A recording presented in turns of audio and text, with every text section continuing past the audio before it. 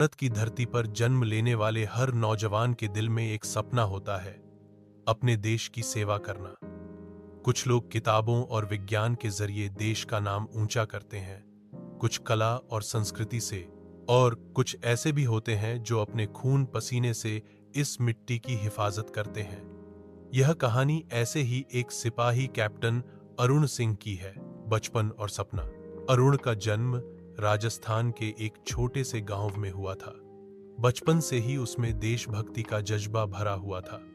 जब उसके पिता खेतों में हल चलाते थे तो अरुण आसमान की तरफ देखकर अक्सर सोचता, मैं भी एक दिन वर्दी पहनकर इस तिरंगे की हिफाजत करूंगा। गांव में जब भी 15 अगस्त या 26 जनवरी का दिन आता तो स्कूल में झंडा फहराने की रस्म के दौरान अरुण पूरे जोश से भारत माता की जय और वंदे मातरम के नारे लगाता। उसकी आंखों में हमेशा एक ही सपना था, सेना में जाना। गांव की हालत बहुत अच्छी नहीं थी, पढ़ाई के लिए ज्यादा सुविधाएं नहीं थी, लेकिन अरुण ने कभी हार नहीं मानी। उसने मिट्टी के छोटे से कमरे में लालटेन की रोशनी में पढ़ाई की।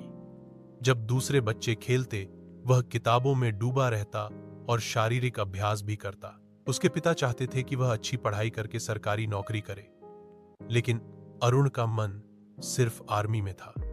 जब उसने एंडाडैड नेशनल डिफेंस एकेडमी की तैयारी शुरू की तो लोगों ने कहा, गांव का लड़का है, ये बड़े बड़े एग्जाम कहां पास करेगा। लेकिन अरुण ने सबको गलत साबित कर दिया। दिन रात की मेहनत और लग्न ने उसे एनडीए में जगह दिला दी। जब उसे कॉल लेटर मिला तो उसकी मां की आंखों से खुशी के आंसू बह निकले।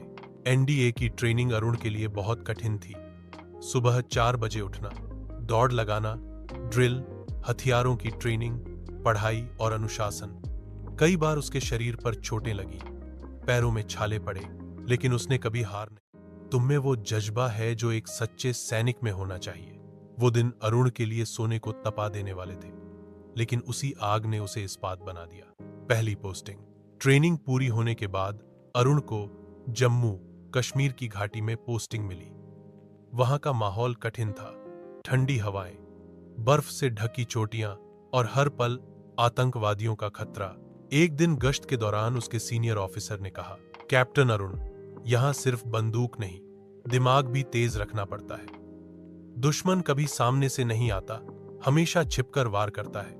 अरुण ने उस सलाह को दिल से उतार लिया। गांव के लोग और सिपाही। कश्मीर के गांवों में जब अरुण बच्चों को स्कूल जाते देखता तो उसे अपना बचपन याद आ जाता। कई बार वो बच्चों को बिस्कुट देता और पढ़ाई की सलाह देता। लोग उसे प्यार से अरुण साहब कहकर बुलाने लगे। बूढ़ी कश्मीरी औरत तो अक्सर कहती, बेटा, तुम लोग हमारे लिए अल्लाह के फरिश्ते हो। अगर तुम न होते तो हम कब के दुश्मनों के हाथों तबाह हो चुके होते। ये बातें सुनकर अरुण के दिल में और भी देशभक्ति की आग जल उठती। पहला बड़ा ऑपरेशन। साल 2016 की सर्दियों की बात है। खुफिया जानकारी मिली कि कुछ आतंकवादी सीमा पार से घुसपैठ कर चुके हैं और पहाड़ों में छिपे हैं। अरुण की यूनिट को उन्हें ढूंढने और मार गिराने का आदेश मिला। रात का समय था, चारों ओर बर्फ और घना अंधेरा। अरुण अपनी टीम के साथ पहाड़ों में चढ़ाई कर रहा था। अचानक गोलियों की आवाज गूंज उठी। आतंकवादियों ने हमला कर दिया। अरुण ने तुरंत अपनी टीम को कवर दिया और जवाबी फायरिंग शुरू की। 2 आतंकवादी मौके पर ढेर हो गए, लेकिन एक गोली अरुण के कंधे में लगी। दर्द बहुत था, लेकिन उसने हार नहीं मानी। उसने अपने जवानों को संभाला और ऑपरेशन को सफल होते ही खबर फैली, कैप्टन अरुण सिंह ने बहादुरी से आतंकियों को मार गिराया। उसकी बहादुरी के लिए उसे शौर्य चक्र से सम्मानित किया गया। घर वापसी। कई महीनों बाद अरुण छुट्टियों में अपने गांव लौटा। जब वो आर्मी की वर्दी पहनकर जीप से गांव पहुंचा तो पूरा गांव उसे देखने उमड़ पड़ा। बच्चों ने भारत माता की जय के नारे लगाए। उसकी मां ने उसे गले लगाया और बोली, बेटा, तूने मेरा सर गर्व से ऊंचा कर दिया। अरुण के पिता की आंखों में आंसू थे, लेकिन दिल में गर्व भी था। बलिदान। कुछ साल बाद एक और बड़ा ऑपरेशन हुआ। खबर थी कि सीमा के पास एक गांव में आतंकियों ने कई परिवारों को बंधक बना लिया है। अरुण की टीम को उन्हें छुड़ाने का आदेश मिला। रात भर चली मुठभेड़ में अरुण ने कई मासूमों की जान बचाई। लेकिन जब आखिरी आतंकवादी ने ग्रेनेड फेंका तो अरुण ने बिना सोचे समझे अपने साथियों और गांव वालों को धक्का देकर बचा ली। फटने से अरुण बुरी तरह घायल हो गया। अस्पताल ले जाते वक्त उसने धीमी आवाज में कहा, मां से कहना बेटा वचन निभा गया, तिरंगे की इज्जत रख ली। और उसकी सांसें थम गईं। जब अरुण का तिरंगे में लिपटा पार्थिव शरीर गांव पहुंचा तो पूरा गांव रो पड़ा। सेना के जवानों ने सलामी दी और अरुण अमर रहे के नारे गूंज उठे।